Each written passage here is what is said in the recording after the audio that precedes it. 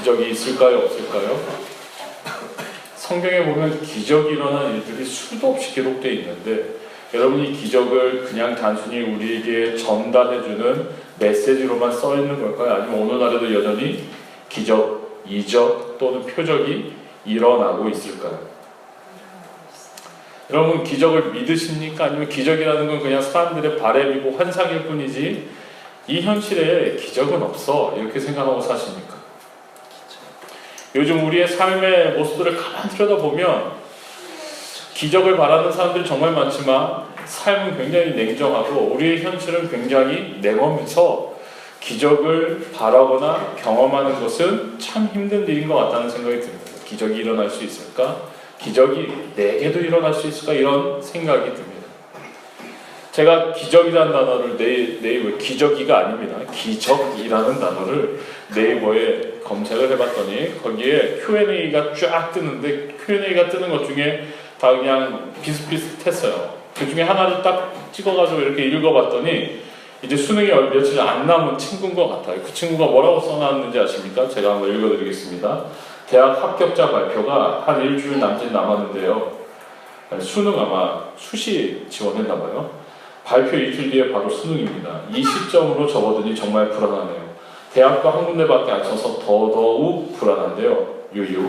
불안감 때문에 수능 공부도 안 되고 더군다나 이번 모의고사 점수 보니까 더더욱 불안해지고 수시 많이 살 길인데 성적이 좀 낮은 것 같아서 무섭네요. 진짜 기적이란 게 있다면 어떻게 하면 이루어질까요? 네. 뭐 댓글 되게 재밌는 것도 있었어요. 지금 뭐 기적 바라지 말고 평소에 열심히 공부하지 왜 그랬냐 뭐 이런 글도 있었고요. 댓글에서 제가 굉장히 눈에 띄었던 채택된 답은 뭐였냐면요. 사람이 간절히 바라고 또 바라면 그 바람이 간절해지면 기적이 일어날 수도 있대요. 뭐 이런 댓글이 앞에 채택되어 있더라고요. 결국 이 말은 뭡니까? 사람들이 바람을 갖고 있고 내 삶에 정말 기적을 경험하고 싶은데 그 기적을 경험하고 싶은 마음을 이렇게 솔직하게 썼잖아요. 거기에 대한 사람들의 반응이 뭐냐면 정말 다양하더라고요. 기적은 없는 거야. 평소에 열심히 하지 왜 그랬어. 뭐 등등등 많지만 오늘 이렇게 답글 지금 이 질문을 한 기적이 있었으면 좋겠다고 얘기한 이 친구의 마음에 가장 와닿는 말은 제일 이 친구가 그 말을 받을 만한 말은 뭐였냐면 간절히 바라면 기적이 일어날 수도 있다라고 써있더라고요. 네. 여러분 정말 기적은 있습니까 없습니까? 다시 한번 네. 분명히 있습니까? 경험해 보셨습니까? 네. 오늘은 아마 우리 소그룹 때 우리 기적을 경험한 얘기를 좀 나눠야 될 것 같은데 여러분 여러분 정말 간절히 바라서 그 바람이 정말 지극해지고 간절해지면 우리의 삶에 기적이 찾아올 수 있다고 이야기된다면 얼마나 좋겠습니까? 얼마나 기적이 일어나지 않는 이유는 반대로 얘기하면 아직 덜 간절하기 때문이라고 말할 수도 있어요. 그렇죠? 네. 간절함으로 바람으로 정말 너무너무 사무치도록 간절함으로 기적이 일어날 수 있다면 그 간절함, 그 사무침, 그 아주 애타는 간절함 이걸 위해서 사람들은 저마다 다 노력해야 될 것입니다. 그런데 우리는 오늘 본문 속에서 기적에 대한 조금 다른 이야기를 듣습니다. 여러분 우리가 기대하는 기적의 여러 가지 종류들이 있습니다. 사람들마다 다 기적이 일어나기 원하는 영역들이 있어요. 어떤 영역들이 있냐면 정말 많은 사람들이 아마 내게 기적이 일어난다면 돈이 그냥 우수수 하늘에서 비가 내리는 것처럼 한번 쏟아져 봤으면 좋겠다. 뭐 이런 이야기. 간밤에 꿈을 꿨는데 막 로또 숫자가 그냥 딱 돌아가가지고 당첨됐으면 좋겠다. 내가 정말 힘들고 아픈 게 있는데 이게 어느 날 갑자기 눈 씻은 듯이 싹 나았으면 좋겠다. 내가 이번에 시험 봐야 되는데 아까 우리가 기사 읽었잖아요. 그 친구처럼 이 시험 너무너무 마음이 힘들고 어려운데 편안한 마음으로 합격되었으면 좋겠다. 좋아하는 사람이 있는데 이루어졌으면 좋겠다. 등등.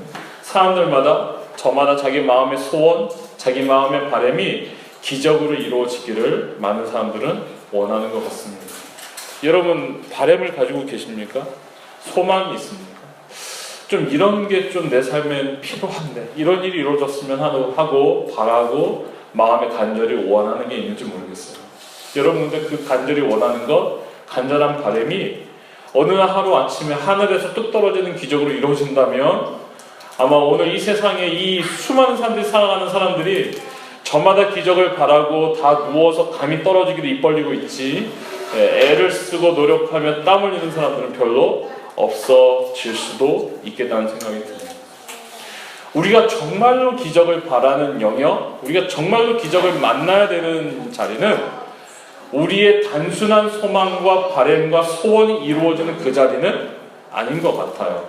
오늘 말씀은 그거보다 더 깊은 자리로 우리를 초대하고 계세요. 마치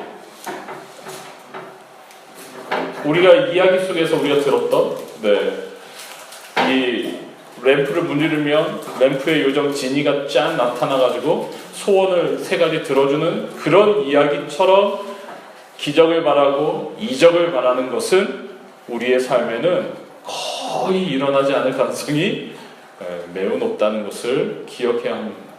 어느 날 갑자기 떨어지는 램프의 요정처럼 하나님이 역사하시지는 않더라, 이렇게 이야기할 수 있습니다. 오늘 예수님에게 있어서 이적은, 예수님이 일으키시는 기적은, 예수님이 표적이라고 말씀하시는 것은 무엇일까요? 오늘 본문을 우리가 조금 더 살펴볼 필요가 있습니다. 오늘 우리가 읽은 본문의 앞에는 사건이 하나 더 기록되어 있는데요. 저는 이 사건을 생략했습니다. 근데 그 사건은 어떤 사건이냐면 칠병이어의 기적이라고 부르는 사건입니다. 어떤 사람들은 오병이어의 기적에서 사용된 단어와 동사들이 그대로 칠병이어에 쓰이기 때문에 아마도 마가가 이 기억이 좀 이렇게 새로워지질 않아가지고 예수님이 일으키신 기적을 똑같은 건데 2번 반복한 건 아닐까? 좀 이렇게 기억력이 좋진 않았을 거야 라고 이야기하는 그런 사람들도 있습니다. 근데 여러분, 오늘 본문 속에서 우리가 읽었듯이 예수님이 제자들에게 질문하시면서 분명히 2번을 확인하세요. 5,000명을 먹이실 때 몇 광주리가 남았냐? 4,000명을 먹이실 때 떡 7개로 먹일 때 몇 광주리가 남았냐? 이렇게 구분해서 확인하시고 별개의 사건으로 예수님이 다루시고 계시다면 마가의 기억은 확실한 것이었다고 얘기할 수 있습니다. 여러분, 2번에 똑같은 비슷한 사건이 일어났는데 2번에 아주 비슷한 이 사건이 어떻게 진행되냐면 똑같이 진행돼요. 예수님께 보리떡 5개와 물고기 2마리가 들려졌을 때 몇 명이 먹었습니까? 5,000명. 예수님께 보리떡 7개와 물고기 2마리가 들려졌을 때 몇 명이 먹었습니까? 몇 명이 먹었나요? 조금 들 쓰셔야 돼요. 4,000명. 환영합니다. 4,000명이 먹었습니다. 여기서 우리는 단순한 질문이 한 가지 생겨요. 어떤 질문이냐면, 아니, 보리떡이 5개일 때는 5,000명이 먹었는데 왜 7개였을 때는 4,000명밖에 못 먹었을까? 왜 1,000명이 줄었을까? 이런 질문이 생길 수 있습니다. 근데 저는 여기서 여러분들에게 꼭 당부하고 싶은 게 있는데요. 보리떡이 7개냐 5개냐, 먹은 사람이 4,000명이냐 5,000명이냐, 이게 중요한 것은 절대로 아닙니다. 숫자에 여러분 너무 연연해하지 마시길 바랍니다. 우리는 좀 병이 있어요. 이게 숫자가 나오면 꼭 비교해보고, 숫자가 나오면 꼭 확인해보고, 숫자가 나오면 꼭 이건 더 적은데? 막 이러면서 여러 가지 생각들을 이어가는 병이 있어요. 여러분, 일단 본문이 보여주는 숫자의 사이즈에서 여러분 좀 마음을 내려놓으시고 관심을 끊으시길 바랍니다. 오늘 본문이 반복되는 이 사건에서 가장 중요한 것은 예수님이 모여있는 사람들을 향해 계속해서 불쌍히 여기시는 마음을 가지셨다는 거예요. 이것이 오병이어와 칠병이어의 기적을 이어주는 굉장히 중요한 연결고리예요. 오병이어의 기적과 칠병이어의 기적이 이어지는 것은 그 기적 일어난 양상이 비슷한 것이기 때문이 아니라 주님이 똑같은 마음을 아주 강력하게 반복해서 우리에게 보여주고 계시다는 데 있습니다. 어떤 마음이라고요? 여기 안 써 있어요. 잘 들으셔야 돼요. 앞에 안 써 있는 건 중요한 것일 가능성이 굉장히 높아요. 앞에 써 있는 건 누구나 다 봐야 되는 것만 써놨어요. 다시 질문합니다. 오병이어의 기적과 칠병이어의 기적에서 우리가 주의 깊게 봐야 되는 건 뭐라고요? 동일한 예수님의 마음인데, 동일한 예수님의 마음은 성경이 아주 직접적으로 언급하고 있어요. 불쌍히 여기셨다고 언급하고 있어요. 예수님이 누구를 불쌍히 여기셨어요? 모여있는 사람들을 불쌍히 여기셨습니다. 오병이어의 기적 때에는 사람들이 반듯도로 가지 않고 모여있어서 배고팠어요. 여러분, 칠병이어의 기적일 때에는 사람들이 자그마치 3일 동안 예수님 앞에 모여있었어요. 이 사람들 대단한 사람들은 아닙니까? 저마다 알아서 싸가지고 온 게 있었겠지만 3일을 예수님께 말씀을 배우면서 아마 갖고 온 거 다 동이 났을 거예요. 전부 다 먹어버렸어요. 줄이고 배고픔에도 불구하고 사람들이 예수님 앞을 떠날 수가 없었어요. 여러분, 4,000명이나 아마 어른들만 4,000명 모여 있었다면 여러분, 이 4,000명 모여 있는 사람들이 얼마나 훨씬 더 많은, 실제 숫자는 얼마나 더 많은 숫자였을 거예요. 그 많은 사람들이 사흘 동안 배가 고픔에도 불구하고 예수님 앞을 떠날 수가 없었어요. 여러분, 이런 말씀의 집회, 이런 말씀의 집중, 이런 말씀의 놀라운 잔치에 여러분 참여하신 적이 있으신지 모르겠어요. 사람들이 얼마나 갈급하면, 얼마나 그 심령이 피폐했으면, 얼마나 그 심령이 목말랐으면 예수님의 말씀을 전하시는데 그 말씀 앞에서 배고픈 것도 잃어버리고 3일 동안을 떠날 수가 없었다고 성경이 기록하고 있어요. 그래서 7병2어를 가지고 예수님께서 4,000명을 먹이셨습니다. 먹이시고 나서 7광주리가 남았습니다. 남은 것도 5병2어 때보다 더 작아요. 사람들이 더 많이 먹었나? 이런 생각이 들 수도 있어요. 여러분, 동일한 반복된 사건에서 예수님이 놀라운 일을 행하시는 이유는 단 한 가지입니다. 모여있는 사람들이 불쌍해서, 모여있는 사람들을 긍휼히 여기셔서, 모여있는 사람들을 보았을 때 너무너무 마음이 아프셔서, 모여있는 사람들을 보았을 때 막 가슴이 찢어지는 것 같으셔서 예수님이 먹이셨어요. 그러면서 배를 타고 건너가셨는데 건너가신 곳에서 누굴 만납니까? 네, 제가 조금 일찍 넘겼지만 그냥 들어주시면, 배를 타고 넘어간 곳에서 바리새인들이 예수님께 의도적으로 접근합니다. 그러면서 질문합니다. 우리가 다 읽은 본문 안에 있는 이야기지만 뭐라고 질문을 하냐면, 빨리 넘긴 좋은 점이 있네요. 뭐라고 질문했는지 물어볼 수 있겠는데 사실은 이 앞에 장면에 써 있기는 했지만 바리새인들의 질문은 뭐였습니까? 네, 바리새인들이 예수님께 와서 예수님께 질문한 것은 한 가지였습니다.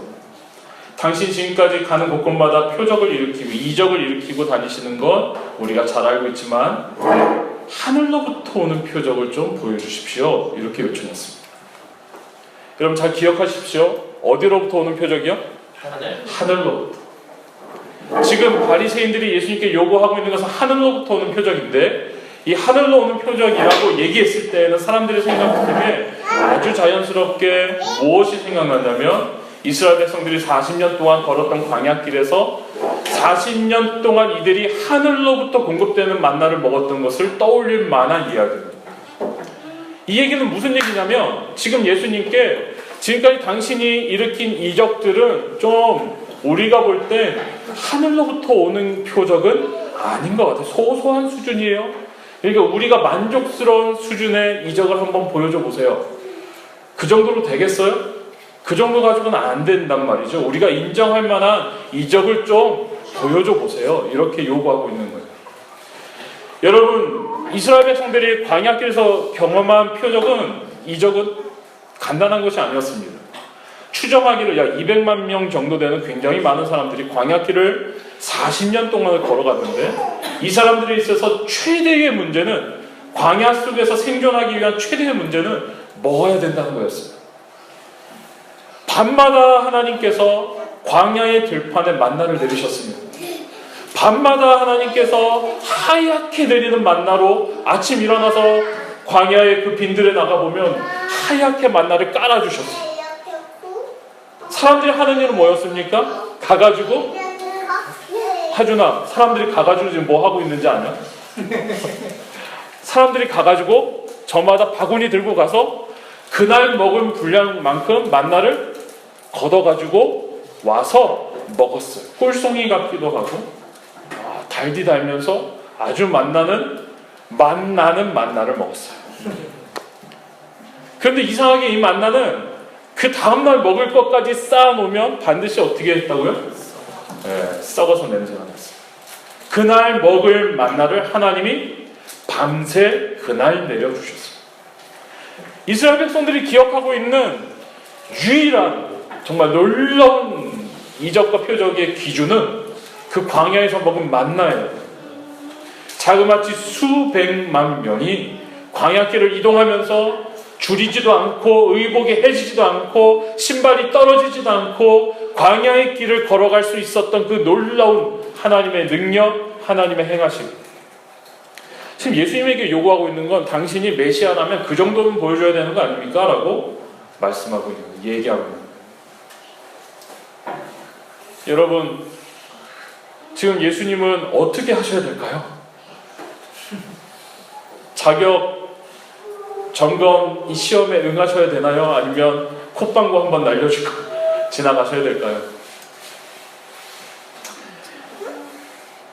지금 이 사람들의 요구는요, 굉장히 재밌는 요구예요. 하나님의 아들이신 예수 그리스도, 하나님이신 그분이 인간의 몸을 입고 우리를 찾아오셨는데, 찾아오신 그분을 사람들이 찾아와서 테스트하겠다는 얘기예요. 이건 진짜 말도 안 되는 얘기를 하면서 본인들이 하는 말에 예수님이 따라주어야 한다고 사람들이 생각하고 있어요. 내 기준에 맞지 않으니까, 내 기준에 적합하지 않으니까, 내가 인정할 만한 수준이 아니니까, 내가 갖고 있는 상식과 내가 갖고 있는 생각에 맞지 않으니까 당신은 아니라고 지금 바리새인들은 말하고 있는 거예요. 여러분, 사람들의 죄악된 마음속에 있는 그 깊은 본성 안에는 이런 마음이 항상 들어있습니다. 비교해보고 더 우월한 것을 찾고 기준을 찾고 아니라고 얘기해주고 싶고 너는 좀 덜 됐다고 말해주고 싶은 마음이 사람의 마음속 깊은 곳에 들어있어요. 내가 더 낫지, 내가 더 우월하지, 너는 별거 아니지라고 말해주고 싶은 마음들이 사람들 마음속 깊은 곳에 들어있어요. 내재되어 있어요. 이게 죄악된 본성에 영향받은 인간의 마음이에요. 창세기 3장을 열어보면 여러분, 인간이 제일 먼저 범죄하던 장면이 나옵니다. 여러분, 창세기 3장을 주의 깊게 보시면 창세기 3장에서 여자를 유혹하는 뱀의 말 속에 굉장히 중요한 단서가 하나 들어있는데 뭐라고 유혹하냐면 선악과를 가리키면서 뱀이 뭐라고 말했는지 아십니까? 야, 저 선악과 봐봐. 응? 선악과 봐봐. 보여 지금 선악과? 네. 집중해서 보고 있는데? 네. 이 선악과 봐봐. 하나님이 이 선악과를 먹으면 정말 죽는다고 그랬니? 아니야. 선악과를 먹으면 너희가 눈이 밝아져서 하나님과 같이 되어 선악을 분별할까봐 하나님이 그게 두려우셨던 거야. 자, 먹어봐. 하나님같이 될 수 있어. 뱀이 그렇게 꼬셨어요. 인간이 받은 최초의 죄악이 이 세상 가운데 들어온 그 유혹 안에는 너희가 하나님같이 될 수 있어. 이 유혹이 들어있어요. 하나님같이 되고 싶어.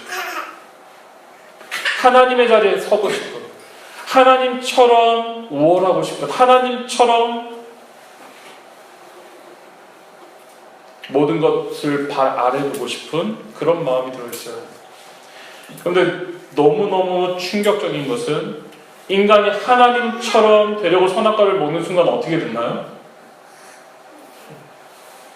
선악과를 먹는 순간 선악은 알게 되었지만 하나님의 말씀대로 정녕 죽을 수밖에 없는 존재가 되었어요. 하나님같이 되려는 인간의 욕심과 야망은 절대로 성공할 수 없었어요. 여러분, 인간의 마음속 깊은 곳에는 하나님처럼 되고자 하는 유혹이 아직도 살아있습니다. 그래서 다른 사람을 강제합니다. 그래서 다른 사람 위에 올라가고 싶은 마음이 생깁니다. 그래서 다른 사람을 내 마음대로 하고 싶은 마음이 생깁니다. 이 마음은 정말 조심해야 되는 마음입니다. 우리가 가정을 이루게 되는 그 순간부터 우리는 끊임없이 이 유혹을 받습니다. 아이를 낳기 전에는 배우자가 내 뜻대로, 내 마음대로, 내 입의 혀처럼 굴러줬으면 하는 마음이 생깁니다. 근데 그게 되나요? 네, 결혼하신 분들은 다 대답을 하셔야 되는데, 네, 제 경험에, 개인적인 경험에 의하면 절대로 그게 쉽지 않더라고요. 아이를 낳는 순간부터, 양육자가 되는 그 순간부터 우리가 어떤 유혹을 계속 받습니까? 아이를 내 마음대로 키우고 싶은 마음이 듭니다. 제가 지난 주 중에 굉장히 가슴 아픈 페이스북 글을 봤는데 그 글이 그림으로 되어 있었어요. 그게 어떤 내용이었냐면 어떤 이 외국어 고등학교를 다니는 아이의 이야기였는데, 이 엄마가 아이를 굉장히 이렇게 뭐라고 하죠? 통제해서 강압적으로 키웠어요. 아이는 놀고 싶어 하는데 지금 놀 때가 아니야 라고 얘기했고, 아이는 다른 걸 하고 싶은 게 너무 많았는데 지금 그거 할 때가 아니고 국영수 해야 돼 라고 얘기했고, 늘 요구하고 늘 요구하고 늘 요구해서 아이가 외국어 고등학교 갈 정도였으면 공부 잘한 거 아닙니까? 공부 잘했죠. 늘 요구하고 늘 바라고 늘 엄마의 뜻대로 해야 된다고 얘기했어요. 그래서 좀 우리가 조심해야 돼요. 집에서 엄마 말을 들어 또는 아빠 말대로 해 이런 말을 굉장히 자주 하는 가정은 좀 생각해 봐야 돼요. 내가 혹시 아이를 통제하고 있는 건 아닐까? 내가 좀 심하게 통제하는 건 아닐까? 이런 생각을 좀 해봐야 돼요. 이 이야기가 굉장히 가슴 아픈 결말로 끝나가지고 아이들이 있어서 제가 이 얘기를 해도 될지 모르겠지만 이 외국 고등학교 다녔던 이 아이가 끊임없는 그 부모의 요구 속에 자기를 맞춰가다가 결국은 유서를 남겼어요. 유서가 딱 4글자였다고 해요. 이젠 됐어 이거예요. 근데 이젠 됐어가 엄마가 그렇게 요구하던 성적을 거둔 그날, 그 석차, 그 성적, 그걸 거둔 그날 딱 4글자의 유서를 남겼는데 이젠 됐어 이거. 여러분, 인간의 마음속에는 굉장히 무서운 죄의 유혹이 살아있습니다. 하나님과 같이 되고자, 다른 사람을 내 마음대로 하고자, 하나님의 위치에서 끊임없이 자기를 높아지게끔 만들고 싶은 유혹이 계속해서 우리 가운데 살아있는 것을 고백하게 됩니다. 확인하게 됩니다. 그런데 그런 우리를 위해서, 그런 유혹 속에 넘어진 우리를 위해서, 그런 유혹 속에 거꾸러진 우리를 위해서 예수님께서는 어떤 일을 하셨는지 아십니까? 하나님과 같이 되려고 했던 우리를 위해서 예수님은 사람이 되셨어요. 사람이 되셨어요. 하나님이신 그분이 사람이 되셨어요. 하나님이신 그분이 인간이 되어서 찾아오셨어요. 우리에게 자격을 묻지 않으셨어요. 우리에게 의로운 행위를 요구하지 않으셨어요. 우리가 어떠한 상태, 어떤 모습으로 어떻게 있든지 예수님이 우리에게 찾아오셔서 우리에게 자신을 선물로 주셨어요. 그리고 뭐라고 말씀하십니까? 너는 내 아들이야. 너는 내 딸이야. 우리는 가족이 될 수 있다고 이야기해요. 여러분, 예수님과 함께 우리가 예수가족교회 아닙니까? 우리가 예수 가족으로서 다시 새로워지는 일을 위해서 우리가 지불한 게 뭐가 있습니까? 가족이 되기 위해서 우리가 치른 시험이 있습니까? 가족이 되기 위해서 우리가 치른 대가가 있습니까? 아니요, 예수님께서 오셔서 우리를 가족으로 불러주시고 그 가족 때문에 참 기쁜 놀라운 은혜를 우리에 함께 나누어 주셨어요.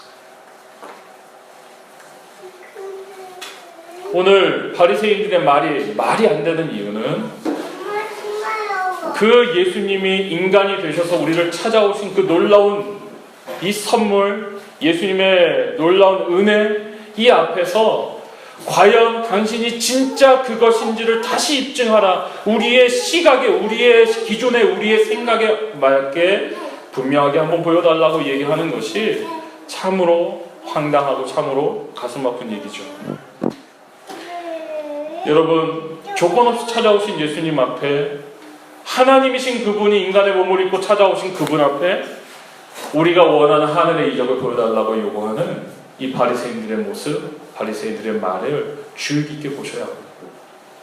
인간의 죄악된 마음은 늘 이런 걸 시도하게 만들기 때문에 그렇습니다.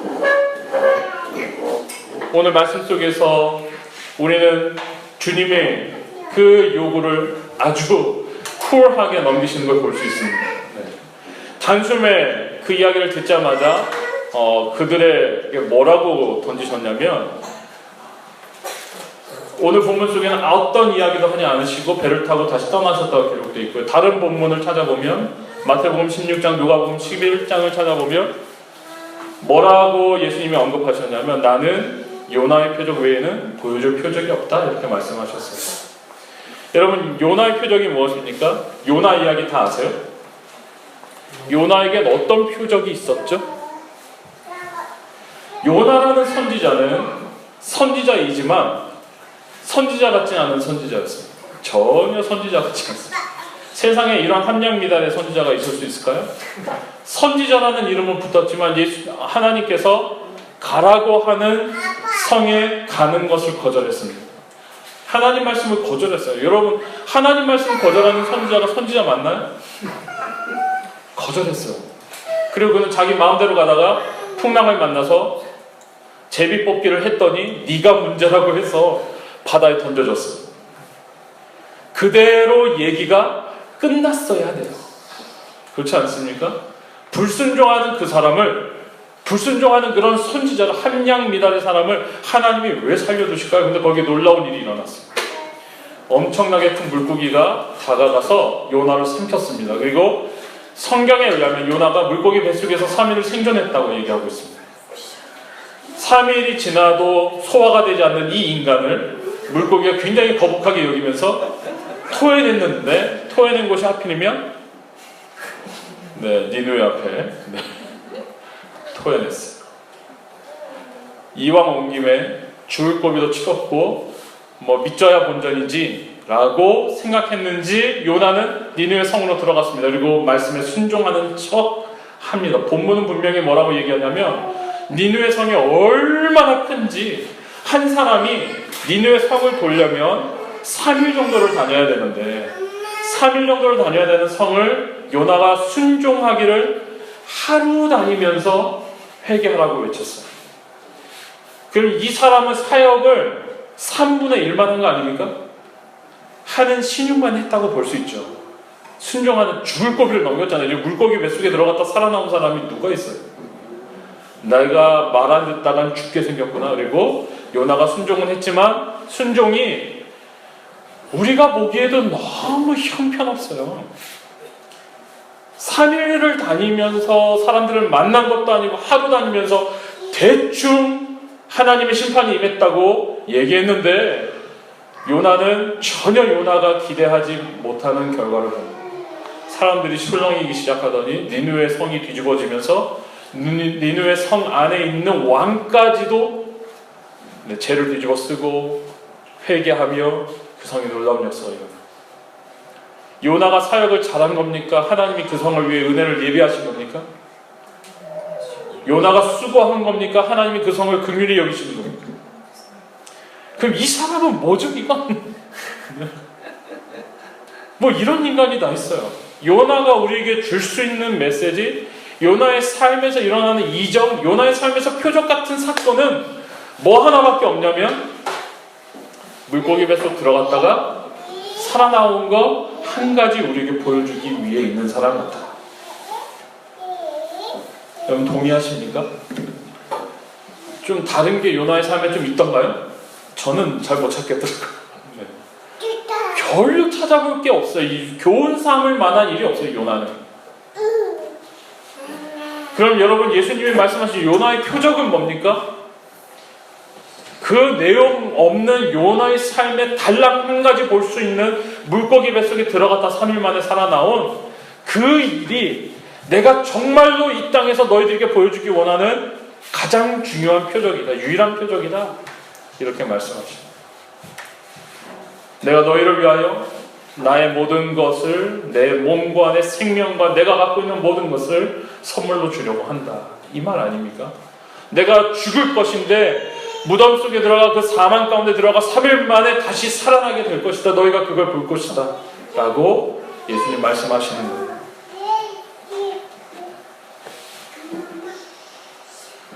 그 다음 장면에서 우리는 또 아주 황당한 사건을 만납니다. 그 꼴보기 싫은 바리새인들, 참 미운 질문만 해대는 그 사람들을 예수님께서 무시하시고 배를 타고 출발하셨어요. 배를 타고 황급히 출발하셔서 제자들에게 떡을 몇 개 있냐고 물어보시자 제자들은 몇 개 갖고 있었죠? 떡이 하나밖에 없는 거예요. 떡이 하나밖에 없어요. 여러분, 지금 예수님은 보리떡 7개로 몇 명을 먹이셨습니까?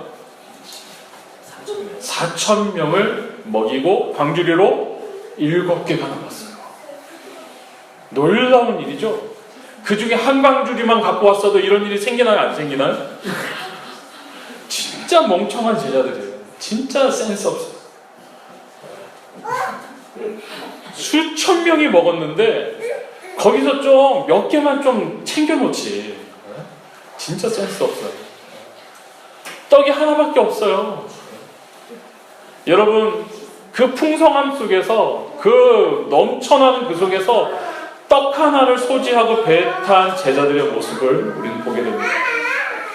그러자 예수님께서 제자들에게 뭐라고 말씀하십니까? 이 대답 굉장히 중요해요.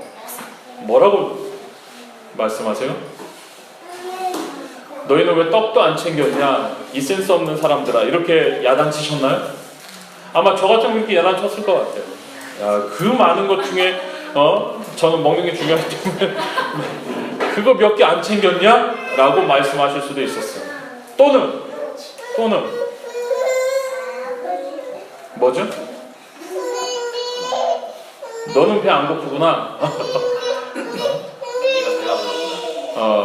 니들이 배가 불렀구나. 뭐 정신 상태가 안 좋아. 막 이러면서 뭐 여러 가지 말씀을 하실 수도 있었겠죠. 예수님의 말씀은 뭐죠? 경계하세요. 경계.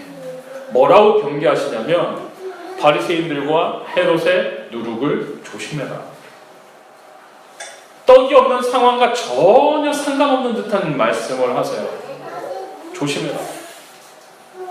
여러분, 이 누룩은 뭡니까? 바리새인과 헤롯의 누룩이 뭐예요? 네, 누룩은 빵 만들 때 꼭 필요한 겁니다. 누룩이 안 들어가면요, 빵이 질기고 단단해집니다. 유대인들이 누룩이 없는 빵을 먹는 절기가 있습니다. 언제였냐면요, 6월절.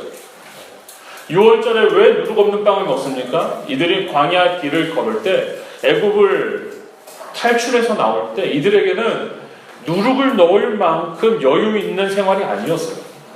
늘 이동해야 되고, 늘 쫓겨야 되고, 늘 침입에 대비해야 되고, 누룩을 넣어서 발효시켜가지고 부풀어 오른 빵을 먹을 수 있는 그런 시기가 아니었어요. 그래서 이스라엘 모든 백성들이 반드시 그 절기를 지키면서 뭘 기억해야 되냐면, 우리가 그런 고난의 시간을 살았지, 우리에게 이런 힘든 시기가 있었지, 하나님이 그 속에서도 우리를 보호해 주시고 구원해 주셨지.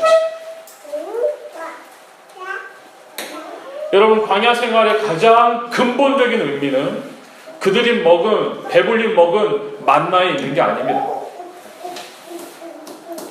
한 번도 공급이 끊어지지 않았다 하나님의 만나의 기적을 일으키는 데에 예수님의 삶의 의미가 있는 게 아닙니다.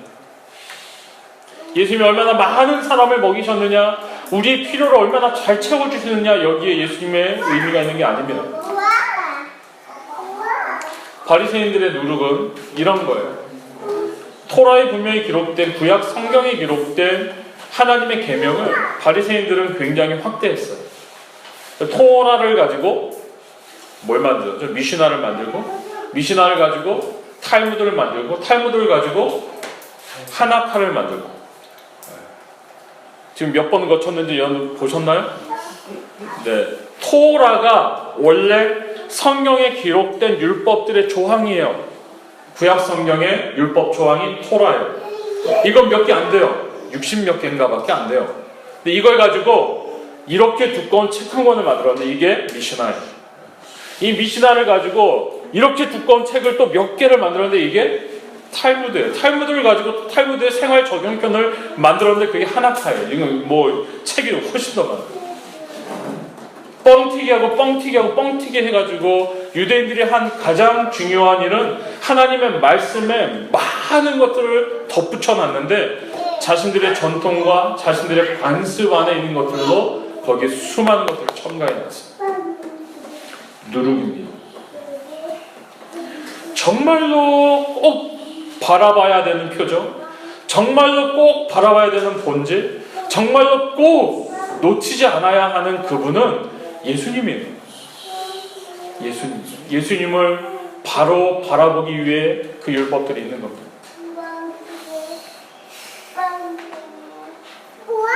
여러분, 오늘 우리는 말씀 속에서 굉장히 상반된 두 종류의 사람들을 만납니다.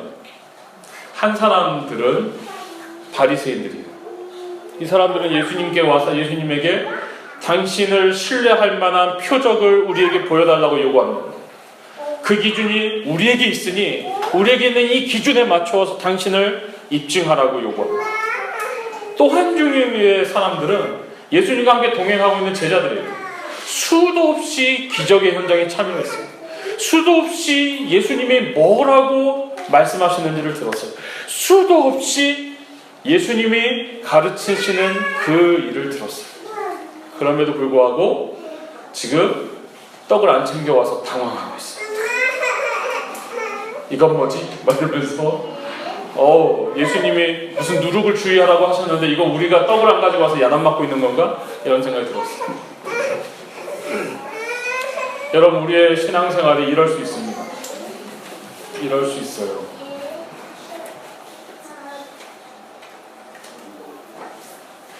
사람들이 저마다 갖고 있는 자신의 기준에 맞추어서 여기에 흡족한 은혜와 여기에 흡족한 역사를 보아야 하나님이 정말 하나님이시라고, 예수님이 정말 예수님이라고 인정하겠다고 맘먹은 사람들이 있어요.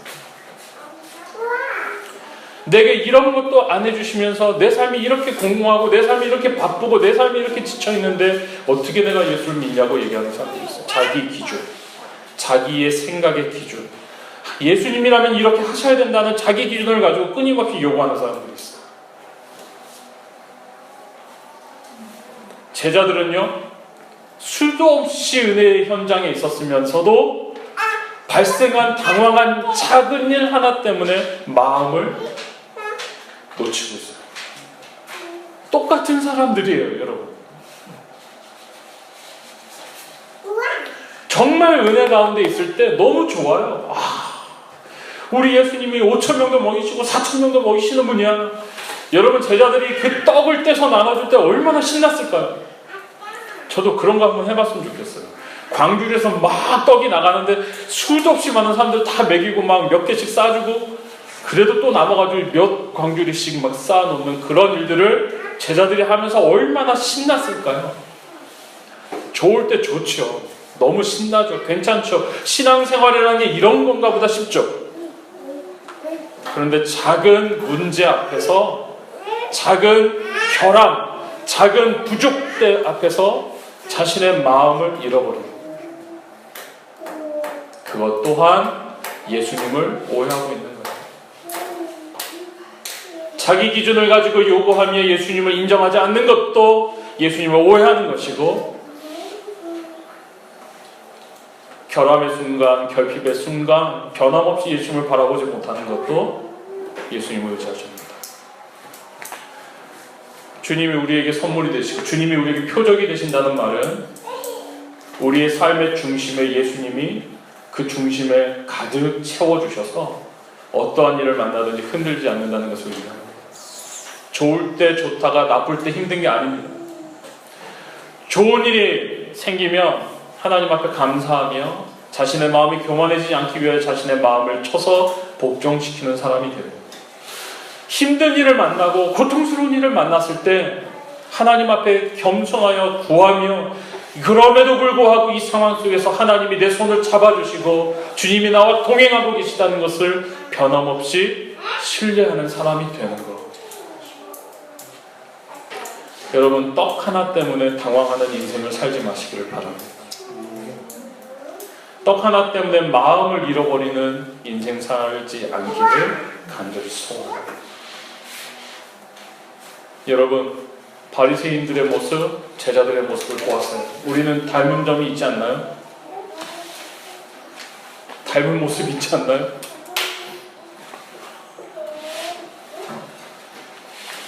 말씀을 마치려고 합니다. 우리의 인생에서 기적을 바라는 수많은 사람들이 우리에게 해줄 수 있는 말이 있습니다. 정말 내 삶이 온전하여지고 내가 말하는 소망이 이루어지는 그 자리에서 우리가 반드시 만나야 하는 분이 한 분 있습니다. 그분은 바로 예수 그리스도이십니다. 주님은 우리의 삶에 찾아오셔서 우리와 함께 연결되어지시고 주님이 우리를 가족으로 맞아주셨습니다. 주님이 우리를 가족으로 맞아주실 때 우리에게 어떠한 자격도 요구하신 것이 없어요. 넌 이 정도는 돼야 돼 라고 말해 주신 적이 없어요. 우리의 부족함, 우리의 연약함, 우리의 온전치 못함 때문에 우리를 꾸짖은 적이 한 번도 없었어요. 주님이 그냥 우리 있는 그대로를 가족으로 맞아주셨어요. 오히려 성경을 보면 만약에 정말로 그 탕자의 비유에 나오는 아버지의 사랑이 하나님의 사랑이라면 예수님은 연약할수록 부족할수록 그 마음에 힘이 없을수록 그 형편이 어려울수록 더 아파하시면서 우리를 안아주시는 분이세요. 여러분, 우리가 부모가 돼서 아이를 키울 때도 그렇지 않습니까? 좀 잘 나가고 건강하고 똑똑하고 괜찮은 아이들도 변함없이 사랑하지만 좀 힘든 게 있고 아프고 연약하면 더 많이 사랑하는 게 부모잖아요. 그게 부모잖아요. 연약한 모습을 다른 모든 사람들은 못 견뎌야 해도 부모는 끝까지 안고 가는 거잖아요. 그게 부모잖아요. 내 아이입니다. 오늘 주님의 사랑은 그 하나님의 사랑, 그 아버지의 사랑을 닮아 있으세요. 우리를 가족이라고 선언하시고 한 번도 포기하신 적이 없어요. 우리를 가족이라고 선언하시고 한 번도 사랑을 그치신 적이 없어요. 우리에게 무언가를 요구하신 게 없어요. 바리새인들 같은 마음을 가진 사람들은 오히려 예수님께 요구하지만 예수님은 우리에게 요구하신 것이 없어요. 오직 한 가지, 내가 너를 사랑한 것처럼, 내가 너를 용납한 것처럼 너도 가족이 되어 나랑 같이 사랑하며 살자, 이렇게 말씀하신 거 외에는 없습니다. 우리가 예수가족 교회이기 때문에 예수가족 교회가 되어서 교회로 살아갈 때 가장 중요한 건 뭡니까? 서로를 향한 예수님의 사랑을 확인하는 겁니다. 예수님을 배제하고 예수님 없이 서로 사랑하고 서로 잘 재미나게 지내는 게 중요한 게 아니에요. 그 모임 그런 단체 오래 못 갑니다. 각 가정에도 저는 간곡히 부탁하고 싶습니다. 여러분, 아무리 열심히 노력을 해보십시오. 별의별 노력을 다 해도 예수님이 배제된 상태에서 믿음의 가정, 신앙의 가정을 세워줄 수 없어요. 아무리 열심히 노력해도 예수님을 배제한 상태에서 서로를 용납할 수가 없어요. 아무리 노력해도 예수님을 배제한 상태에서 서로 하나 되는 것을 경험할 수가 없습니다. 그 이유는 우리가 예수님과 연합되어야 다른 사람과 연합될 수 있기 때문입니다. 우리에게 유일한 표적으로 우리의 삶을 붙들어 주시는 예수님을 발견해야지만 우리도 다른 사람에게 이적과 같은 삶, 표적과 같은 삶을 살 수 있기 때문입니다. 우리에게 표적 되신 예수 그리스도, 우리를 찾아오셔서 우리와 같이 되셔서 우리에게 찾아오신 바로 그분, 그 예수님, 그 예수님을 붙잡고 살아가는 우리 모든 예수 가족들이 되기를 간절히 바랍니다.